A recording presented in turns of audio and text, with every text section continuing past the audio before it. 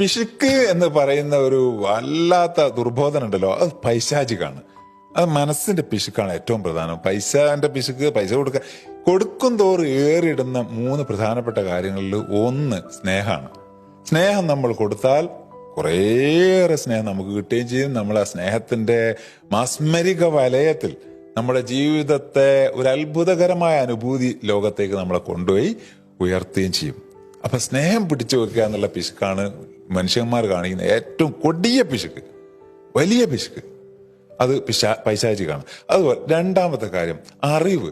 നമുക്കൊരറിവ് കിട്ടി, ആ അറിവ് പകർന്നു കൊടുക്കും തോറും നമ്മുടെ അറിവിനെയാണ് വർദ്ധിപ്പിക്കുന്നത്. അത് മൾട്ടിപ്ലൈ ചെയ്യും. അറിവിന് അങ്ങനെ ഒരു വലിയ മാജിക്കൽ ചേഞ്ചിങ് എഫക്റ്റ് ഉണ്ട്, ഇമ്പാക്റ്റ് ഉണ്ട്. അപ്പൊ നമ്മൾ കിട്ടിയ അറിവുകൾ കൊടുക്കാൻ തുടങ്ങുക, ഏതെങ്കിലും തരത്തിൽ പകർന്നു കൊടുക്കുക. അടുത്തുള്ള വൃത്തത്തിൽ, ഫ്രണ്ട്സിൽ, കുടുംബത്തിൽ, ആർക്കും ഇത് എന്താക്കുക, അത് നമ്മൾ പ്രസരിപ്പിക്കുക. അപ്പൊ നമ്മളെ അറിവിന്റെ വലിയൊരാളായി നമ്മൾ മാറും. മൂന്നാമത്തെ ഏറ്റവും പ്രധാനം നമ്മുടെ ദാനധർമ്മങ്ങളാണ്. നമ്മൾ പൈസയായിട്ടോ അല്ലെങ്കിൽ സമ്പത്തിന്റെ വേറെ ഏതെങ്കിലും രൂപത്തിലോ ഭാവത്തിലോ നമ്മൾ ആൾക്കാർക്ക് കൊടുക്കുക. പട്ടിണി പാവങ്ങൾ കൊടുക്കുക, വിഷമിക്കുന്നവർ കൊടുക്കുക, സങ്കടപ്പെടുന്നവർ കൊടുക്കുക, രോഗികൾക്ക് കൊടുക്കുക, കണ്ണീരണിയുന്നവർ കൊടുക്കുക.